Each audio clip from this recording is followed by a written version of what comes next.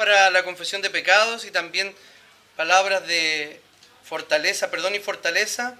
Capítulo 15 del libro de Lucas.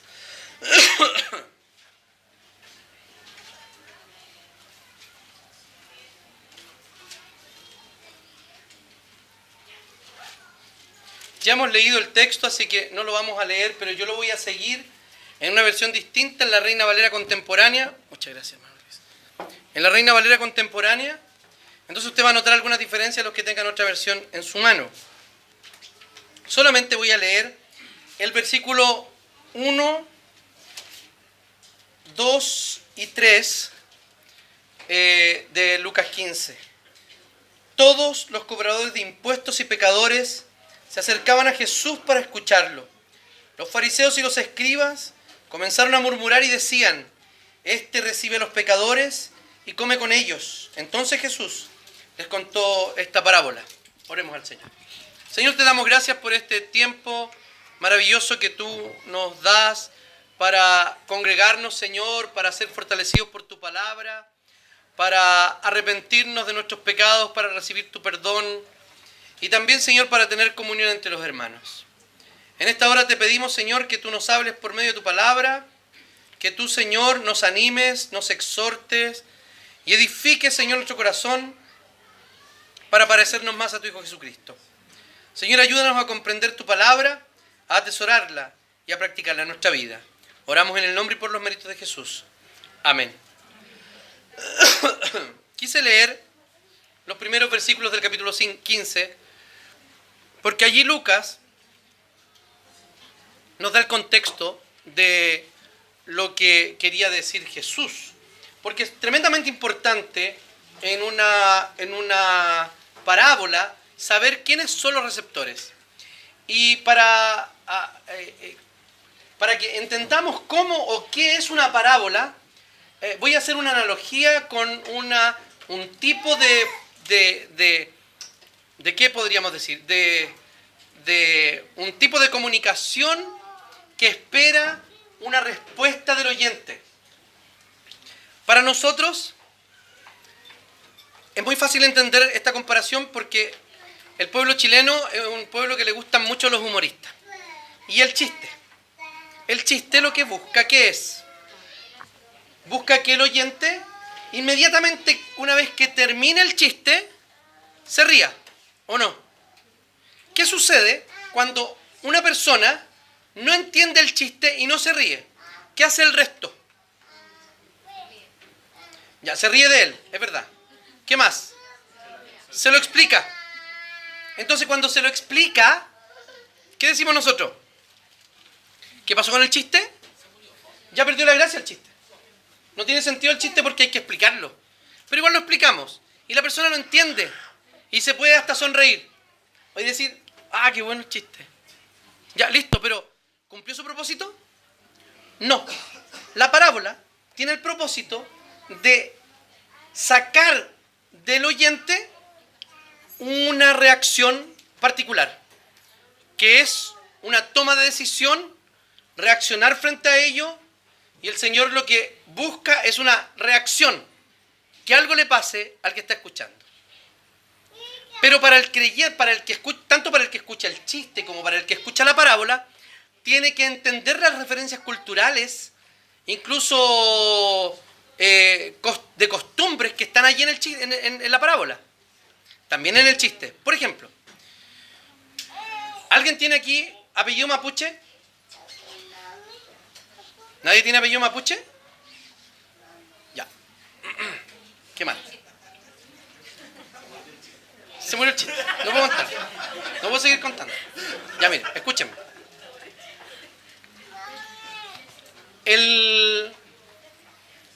Tengo un primo político, sobrino político, que cada vez que pasa algo, él dice, ah, no, yo voy a ir a quemar todo. ¿Saben por qué dice que va a ir a quemar todo? Porque tiene apellido mapuche. Entonces él dice, ah, no, yo quemo todo. No, yo tiro piedra, tiro. La gente cuando escucha eso se ríe. Algunos se rieron. ¿Qué hay que entender para reírse de eso? Hay que entender primero que hay un conflicto en la región de la Araucanía, ¿cierto? hay que entender también los efectos que ha tenido aquel conflicto. ¿No es así? ¿Qué más? Tiene que entender también la cultura chilena. O sea que nosotros somos capaces de reírnos de cosas tan terribles como el conflicto en la Araucanía. Y además, tiene que entender que para el oído chileno, por alguna razón, los apellidos mapuches resultan un tanto graciosos. ¿O no? Porque somos un tanto racistas. Debe entender todo eso. Supongamos que en esa mesa había un gringo. Y este gringo no se ríe porque es gringo. No entiende nada de lo que está pasando. Y le explicamos el chiste. Y él dice, solamente entendiendo el conflicto de la Araucanía, dice, ¿y a ustedes les da risa eso?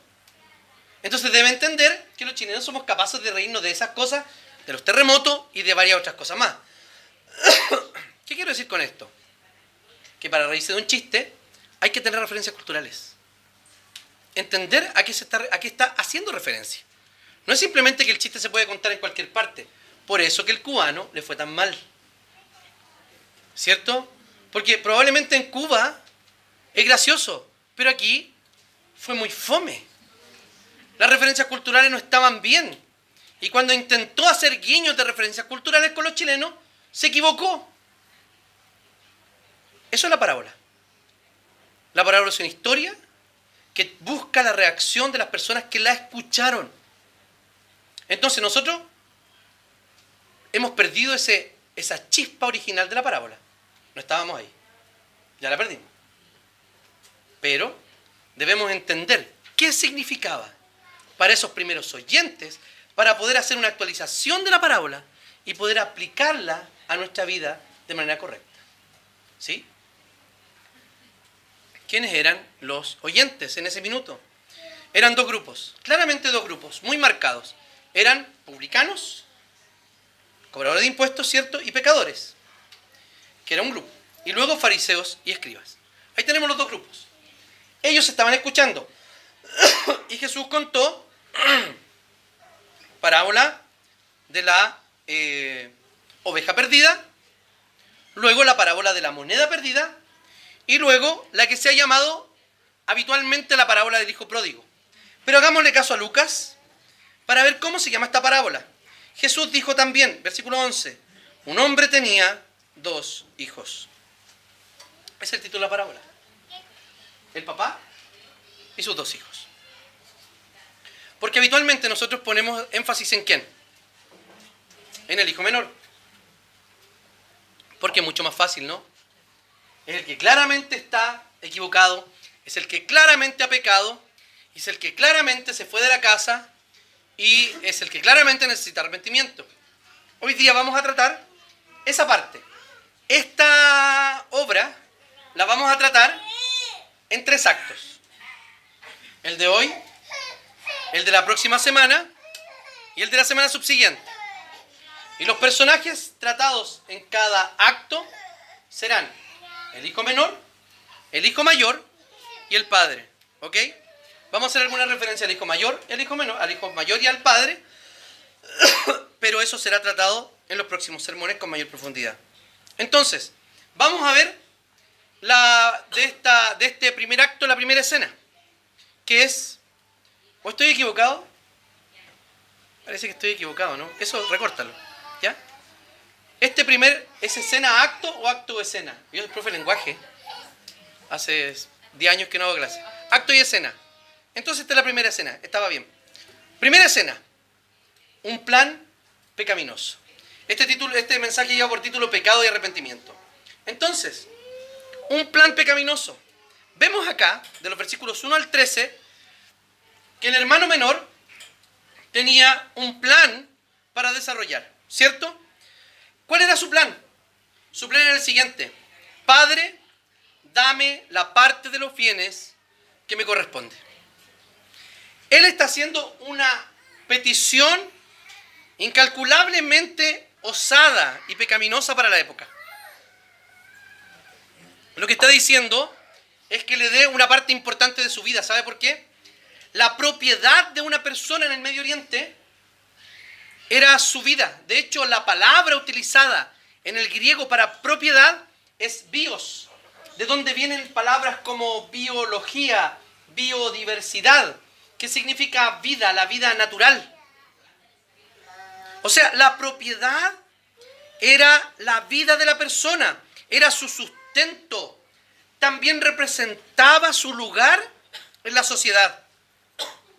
Al decir bios, entonces, el padre tenía que vender 1/3 de su propiedad. ¿Para qué? Para dársela al hijo menor.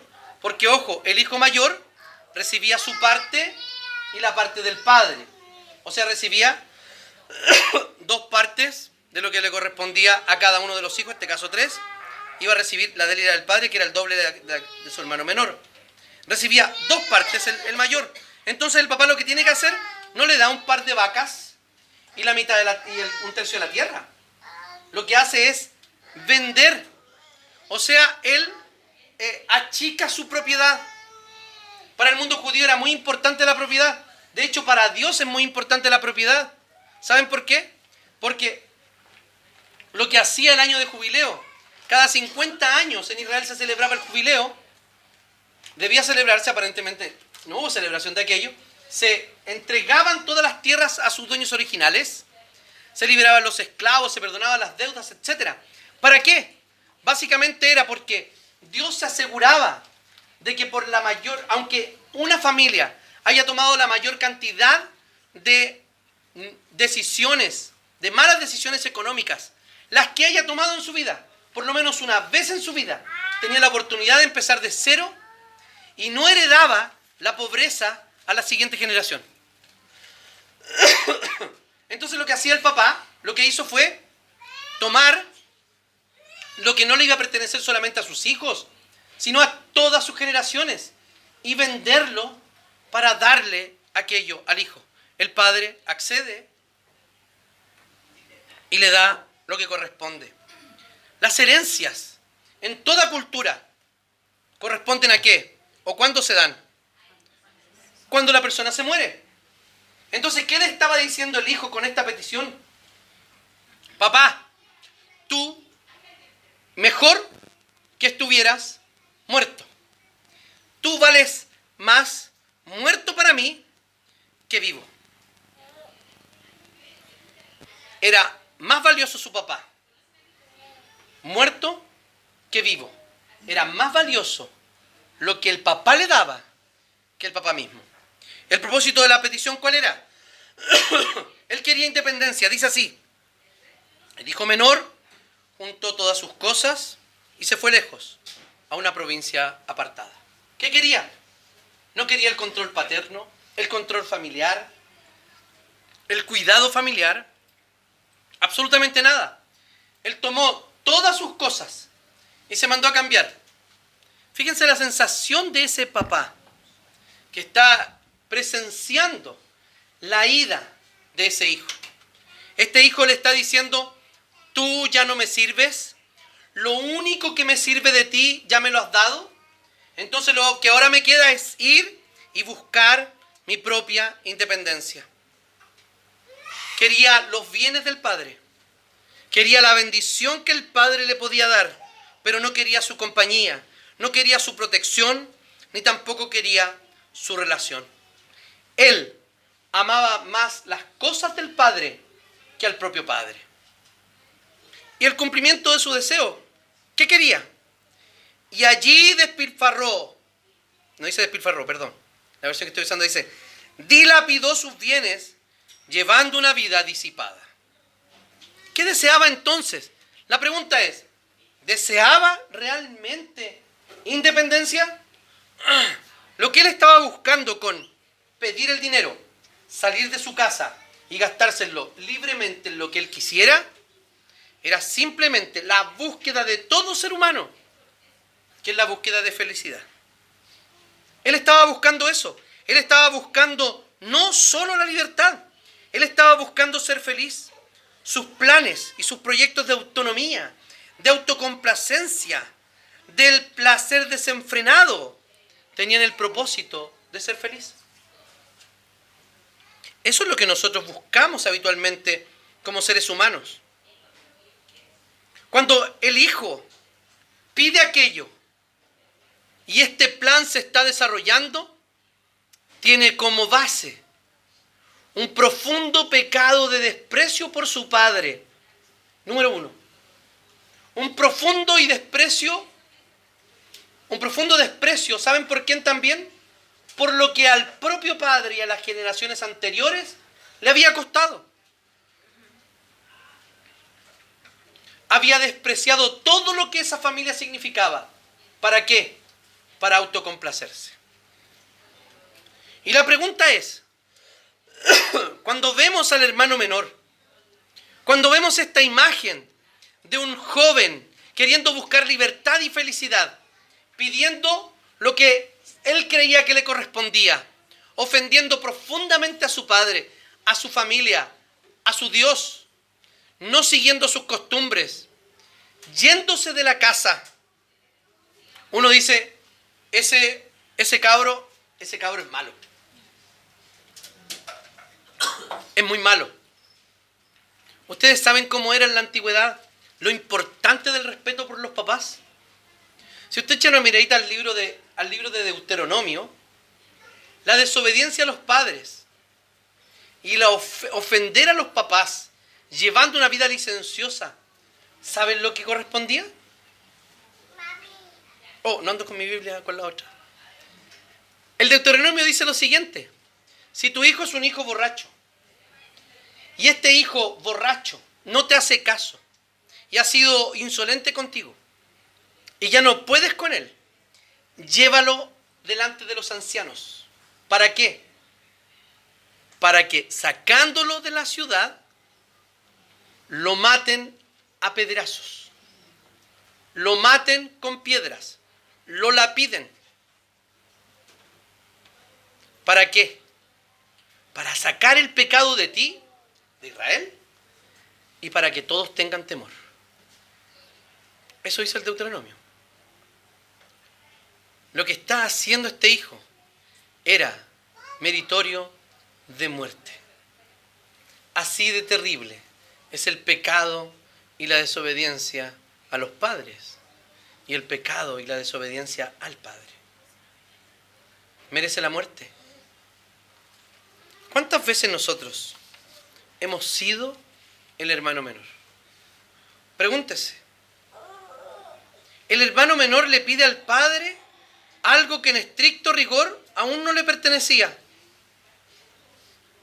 ¿Por qué? Porque de manera irrespetuosa se presenta delante de él para pedir lo que necesitaba para lograr su felicidad. Dame todo lo que me corresponde porque me voy a ir a hacer mi vida. Señor, orando nosotros, Señor, tú sabes, tú me conoces, yo tengo mis planes. No me interesa honrarte. No me interesan los planes que tienes para mí. Simplemente me interesa ¿qué cosa? Mis propios planes y que tú seas parte financiando estos planes. ¿Acaso no hacemos eso con Dios? Que presentamos un proyecto de vida y lo único que necesitamos del Señor es que ponga la firma. Señor, aquí está. Firme usted y esto se va a hacer fácilmente. Así funcionamos muchas veces. ¿Le ha hablado usted así alguna vez al Señor? ¿A su Padre? ¿Ha querido usted ser independiente de Dios? Yo quiero, sí, me gusta ser creyente, pero no tanto. Siguiendo con el tema de las parábolas, cuando hablan de las cosas, de las cosas descubiertas, la parábola del tesoro escondido y de la perla, habla básicamente de el valor del reino de Dios y las demandas radicales que pide ese reino. Él encuentra el tesoro, lo vuelve a enterrar, vende todo lo que tiene, compra el terreno para quedarse con el tesoro. Busca perlas, busca la más preciosa, la encuentra, vende todo lo que tiene, incluyendo todas las perlas que tenía, para comprar solamente esa. ¿Cuántas veces nosotros hemos decidido darle y reconocer el valor que realmente tiene el reino de Dios? ¿O simplemente queremos conservar nuestro propio reino y adornarlo con algunas cositas del reino de Dios, siguiendo nosotros siendo los señores de aquel reino? ¿Ha querido usted la independencia? ¿Cuántas veces usted ha amado más la herencia que al Padre? ¿Cuántas veces ha dejado al Señor y la comunión con Él por las bendiciones que Dios le ha dado? Ya he contado esta historia. Un hombre que estaba buscando su lugar en el reino de Dios. Esto es verdad, no es una historia inventada. Y va a hablar con el pastor de su iglesia. Y él había encontrado un muy buen trabajo, se había comprado una casa en la playa. Y había dejado de ir algunos domingos. Luego vuelve a la iglesia y habla con el pastor. Y le dice: encontré mi objetivo en la vida. Y el pastor estaba súper entusiasmado porque dijo: este gallo que andaba medio perdido ya se enfocó. Y le dijo: y por eso no he venido todos estos domingos. Bucear.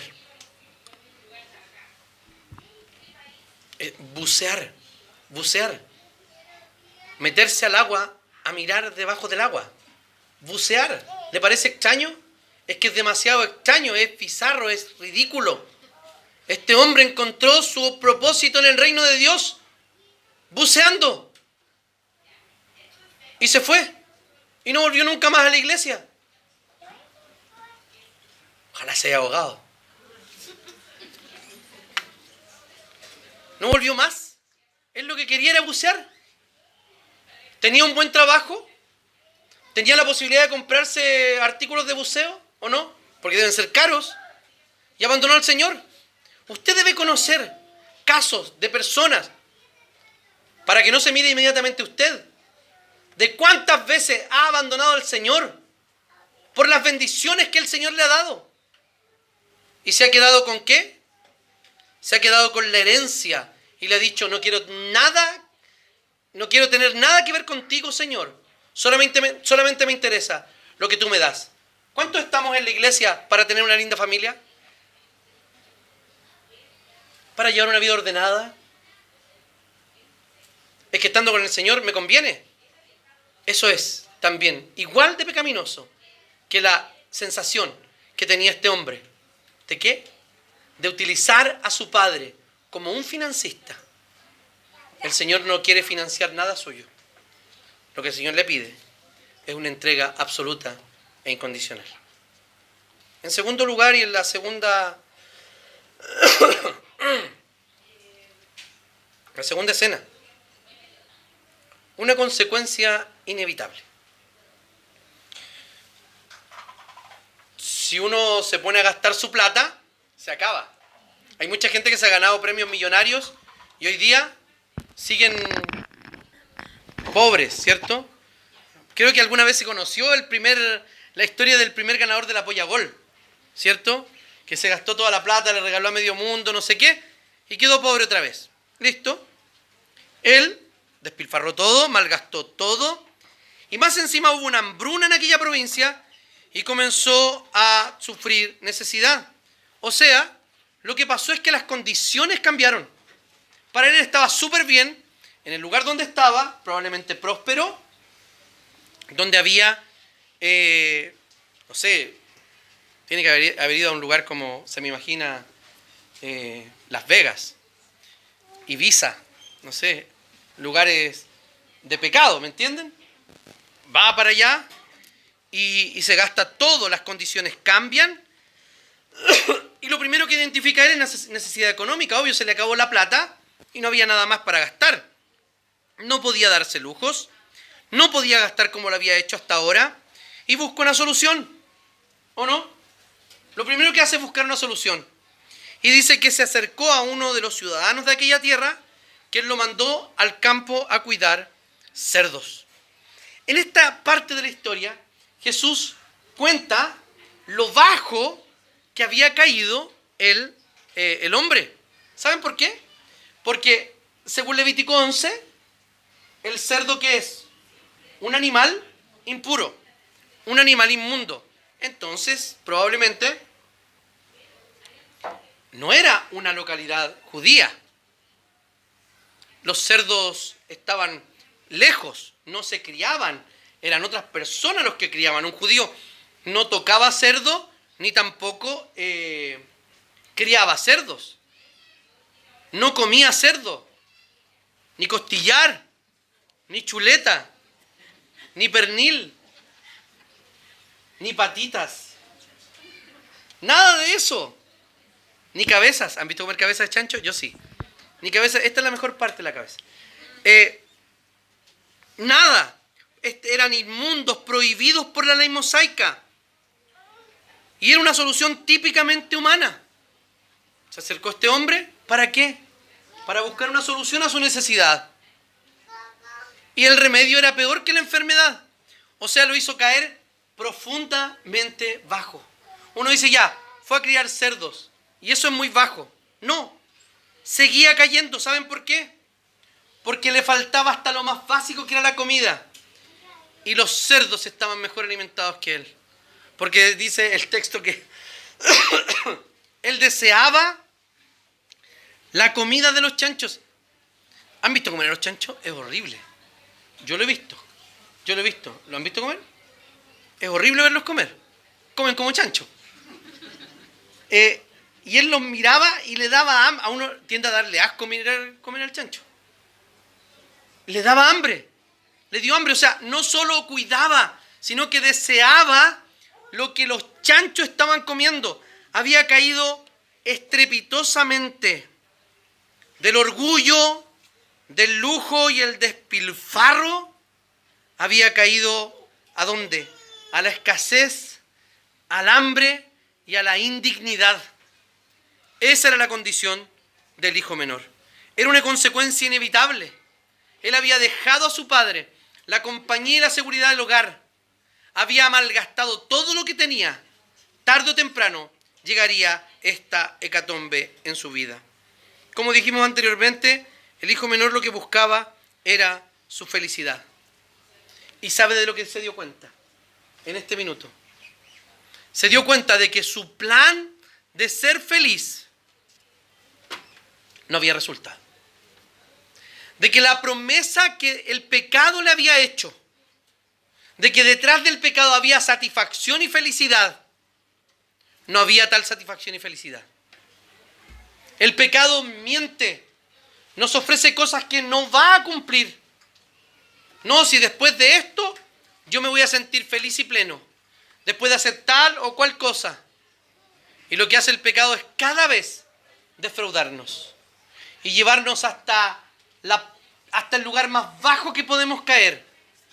No a la felicidad, sino a la tristeza, a la decepción. Eso es lo que hace el pecado. Decepcionarnos. ¿Por qué? Porque la promesa del pecado es maravillosa. La promesa del pecado es que después de esto voy a tener satisfacción. Después de esto me voy a sentir bien. ¿Y qué sucede? Absolutamente nada. Hay vacío, hay hambre, hay necesidad. Y el pecado no cumple la promesa que hizo.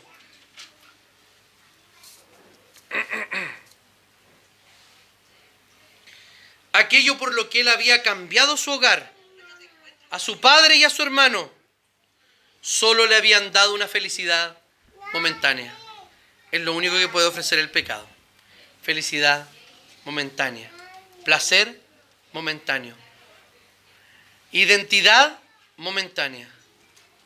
Nada más. ¿Ha estado usted alguna vez en esta condición de alejamiento y de rebeldía contra Dios? ¿Se ha alejado de Dios creyendo que sí va a pasar algo? Creyendo que sí va a funcionar. Querer hacerse independiente de Dios, pero cambian las circunstancias. Y uno sabe que tiene que volver al Señor, ¿o no?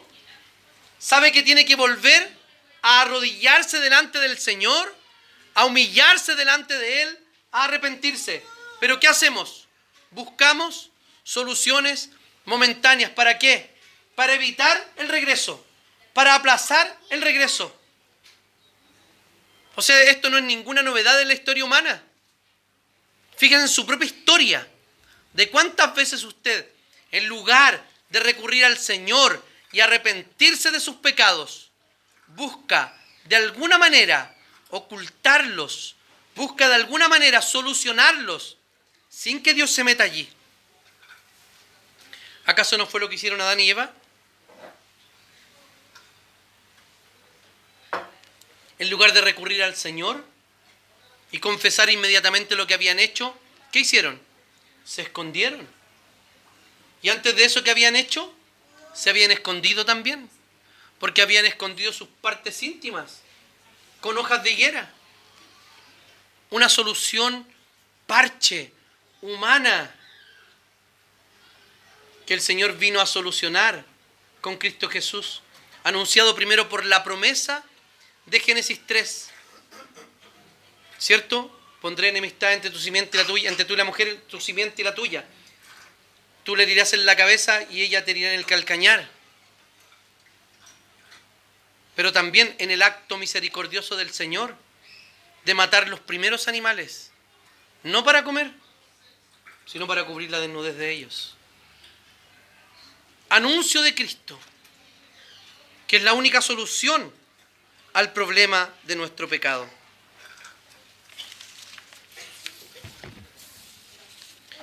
¿Está frustrado porque aquello que perseguía y creía que le traería felicidad no cumplió su promesa?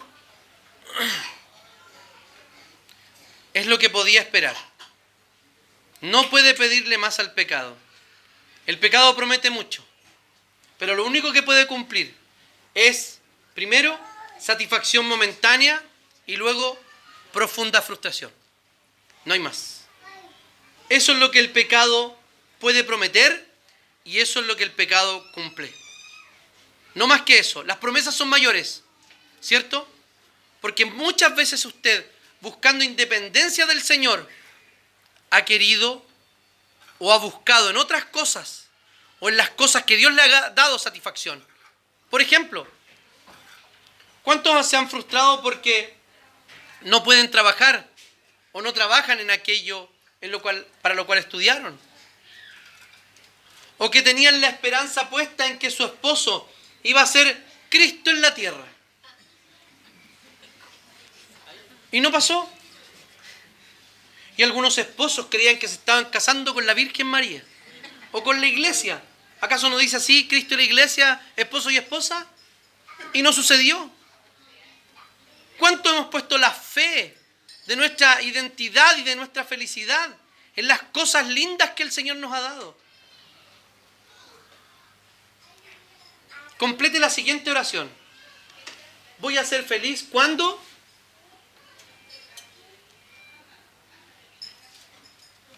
si usted puso algo allí, debe arrepentirse. Arrepiéntase. ¿Sabe por qué? Porque si su felicidad va a estar puesta en esa cosa, ese algo, se puede acabar. ¿Sí? Los esposos y las esposas fallan. Los hijos se mueren. Los trabajos se pierden.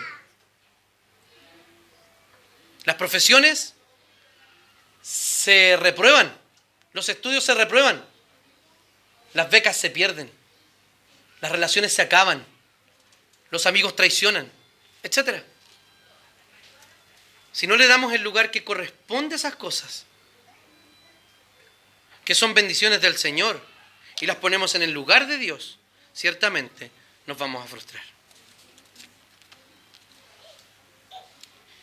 Y la tercera escena, un retorno necesario. 17 al 24. El hijo menor recapacita. El hijo menor se ve de tal forma sumido en la miseria que dice lo siguiente. Hace otro plan. ¿Ya? este plan consiste en ¿qué? En volver a la casa. Pero no dice, voy a volver a la casa, le voy a pedir perdón a mi papá para que me vuelva a aceptar. No. ¿Qué dice él? Su reflexión es esta. ¿Cuántos jornaleros en la casa de mi padre tienen pan en abundancia? Y yo estoy aquí muriendo de hambre. O sea, dijo, ya, ok. Yo tengo que buscar una solución. Y la solución es buscar una mejor posición económica. ¿Y dónde estaba la mejor posición económica? En la casa del papá. En los jornaleros. ¿Ya? Que parece que ni siquiera eran ¿cómo decirlo? Empleados de planta. Eran como los que iban y venían. Por jornada. Entonces, yo voy a hacer ¿cómo se llaman ahora los que? No, los que en el sistema público. Nuestros hermanos del sistema público. ¿Cómo se llaman? A honorario. A honorario, ¿cierto? Era honorario, iba a boletear. Le voy a pedir a mi papá boletearle. Ni siquiera ser ¿a contrata se llama? Ni siquiera ser a contrata. De planta. No, quiero ser un externo. Un ayudante. Un gañán. Pero ahí, trabajando. Pero voy a levantarme e iré con mi padre y le diré, Padre, he pecado contra el cielo y contra ti, y no soy digno de ser llamado tu hijo. Hazme como uno de tus jornaleros. Tenía parte de pecaminosidad también este plan. ¿Saben por qué? No estaba considerando la naturaleza del padre. ¿Cómo veía el padre? A lo mejor mi papá voy a tener que negociar con él para esto. El papá estaba esperándole. Y le esperaba y le esperaba. Vuelve con este plan a su padre. Y este padre, un hombre hebreo, adulto, y un terrateniente, él no tenía ni zapatillas de jogging, de running, ni short, ni nada de eso. Él tenía una túnica. ¿Y sabe lo que tenía que hacer para correr ese papá? Lo vamos a ver con mayor detalle con Sebastián en 2 semanas más. Levantarse la túnica para correr y mostrar las piernas. Que le dieran las canillas. Y tuvo que correr. No era digno de un papá hacer eso. Sin embargo, lo hizo. La confesión fue aceptada inmediatamente. ¿Qué le dice? Padre, he pecado contra el cielo y contra ti. No soy digno de ser llamado tu hijo. Y ese padre lleno de misericordia. Sigamos el relato. ¿Qué hace? Le dice, ok, ¿qué me ofreces? Ok, ¿cierto? Ok, ¿qué me ofreces? No, pues cabrito, si esta cuestión trae consecuencias. O sea, ¿vos crees que me debe pedir 1/3 de mi plata? De lo que era, sí era tuyo, pero ahora era mío. Y yo tuve que dártelo y quedar mal delante de la comunidad. Y más encima llegáis aquí con esa pinta, con ese olor, con nada de lo que yo te di. No, ¿sabéis qué? Anda a comer chancho o lo que queráis de los chanchos, pero probablemente él pensaba que iba a pasar eso. El papá, lleno de misericordia, le dice lo siguiente: Padre, he pecado contra el cielo y contra ti. Pero el padre, ¿por qué usa la palabra pero? No soy digno de ser llamado tu hijo. Pero, ¿qué significa ese pero? ¿Pero qué? Pero el padre no le compró el argumento. Pero sí es digno de ser llamado su hijo porque era su hijo. Pero el padre, en lugar de aceptó la confesión, pero no aceptó la corrección de él, de no ser llamado su hijo. Él dijo, sí, sigue siendo digno de ser llamado su hijo. Pero el padre le dijo a su siervo, traigan la mejor ropa, vístanlo, pónganle también un anillo en la mano y calzado en sus pies. Lo reincorporó a la familia con un anillo que representaba la familia, con la mejor túnica que tenía. No sé qué le habrá regalado. Un Hugo Boss probablemente. Para vestirse. Eso tenía. Los mejores zapatos. Lo dejó espectacularmente vestido. Claramente no dice, lo deben haber bañado primero. ¿Sí? O sea, muy misericordiosos seremos, pero tiene que bañarse. No, seguramente para cambiarle ropa. Lo bañaron, lo prepararon, lo vistieron, lo dejaron como uno de ellos. El amor de Dios es incomparable. El Señor nos ama tanto para recibirnos como hemos venido, pero nos ama mucho más para dejarnos como hemos llegado. Eso fue lo que hizo el papá. No aceptó este plan y lo que hace es recibirlo, ponerle el anillo devolviéndole su condición de hijo, y la carne no era muy consumida. Y mata al guatón. ¿Cierto? Vayan y busquen el becerro gordo. A lo mejor lo conocían así, po, al gordo. Maten al gordo y échenlo a la parrilla y hagamos fiesta. Toda la comunidad probablemente invitada, porque todos se regocijaron. No era una fiesta particular, una fiesta personal. Una comunidad que también había sido afectada por el pecado de su hijo. Fue involucrada, fue llamada para participar de esta celebración. El retorno era absolutamente necesario, pero superó todas las expectativas que el hijo tenía. Y así es el amor del Señor. Supera todas nuestras expectativas. ¿Qué está esperando para volver al Señor? Para volver al compromiso, para volver a ser aquel que era cuando recién conoció a Cristo. El primer amor no es eso de sensación de amar primer amor. No, el primer amor es Cristo mismo. Y le dijo a esa iglesia del Apocalipsis que había abandonado su primer amor, a la iglesia de Éfeso: recupera ese primer amor. El retorno necesario para la vida nuestra. ¿Cuánto más vas a esperar para retornar al Señor? De estar alejado, de comportarte como el hijo menor, de valorar más las cosas que el Señor te da que al propio Señor, de no valorar el reino de los cielos como realmente es, de dejar todo por Cristo. ¿Cuántas veces? Es momento de volver. Si eres el hijo menor, entonces es hora de recapacitar. El hijo menor en la historia representaba a los cobradores de impuestos y a los pecadores que estaban allí escuchando a Jesús. En la misma comunidad eran judíos, pero eran judíos licenciosos. Eran judíos que se portaban mal. Eran judíos que no les interesaba el Señor. Muchas gracias. ¿Cuántas veces vas a seguir esperando que Dios te llame para dejar de ser el hijo menor? Deja de hacer planes para reconciliarte con Dios.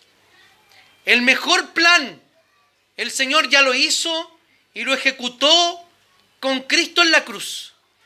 Ese es el mejor plan. No espere hacer planes ni tratos con Dios. Simplemente vaya y arrepiéntase. Vuelva al Señor. He pecado contra el cielo y contra ti, Señor. He pecado contra ti. Perdóname. Y pare allí. Nada más. El Señor ciertamente nos va a perdonar. Nuestro Padre, lleno de misericordia, está a la espera. No hay, este es tiempo oportuno. Este es tiempo oportuno para arrepentirse, para dejar aquello que nos provoca placer y en lo cual buscamos felicidad. Porque si seguimos allí, lo que va a suceder es la profunda decepción que sufrió el hijo menor. ¿Está esperando eso? Como el drogadicto que para buscar ayuda, ¿qué espera? Tocar fondo. No espere caer más bajo. Fíjense que el hijo nunca dejó de ser hijo. Usted, en su lejanía de Dios, en su egoísmo, en valorar más las cosas del Padre que al Padre, no deja de ser hijo. Y no deja de ser receptor del amor de Dios. Por lo tanto, valore ese amor. Vuelva. Reconcíliese con el Señor. Ya ha sido reconciliado por medio de Cristo. No quiera más su independencia ni su felicidad lejos de Dios. Nuestra felicidad está en Dios. Si a ti te tengo en el cielo, ¿qué dice el Salmo? Ya nada más quiero en la tierra. Señor, tú eres mi herencia. No las cosas. El Señor es nuestra herencia. Para reflexionar y practicar. Abandonemos nuestros planes, donde Dios es un simple financista y proveedor. Algo no mayor que un cajero automático, que un banco o que un genio de la lámpara. El Señor no es eso. Si estamos sufriendo las consecuencias de nuestro pecado, es el minuto de volver en sí, como lo hizo ese hijo, y volver a la condición que nos pertenece y nos corresponde, porque no la hemos ganado por derecho propio, sino porque Cristo la ganó.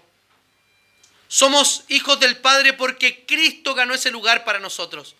Entonces, si es hijo, deje las algarrobas, deje a los cerdos y vuelva a vivir como un hijo de Dios, como lo que realmente es.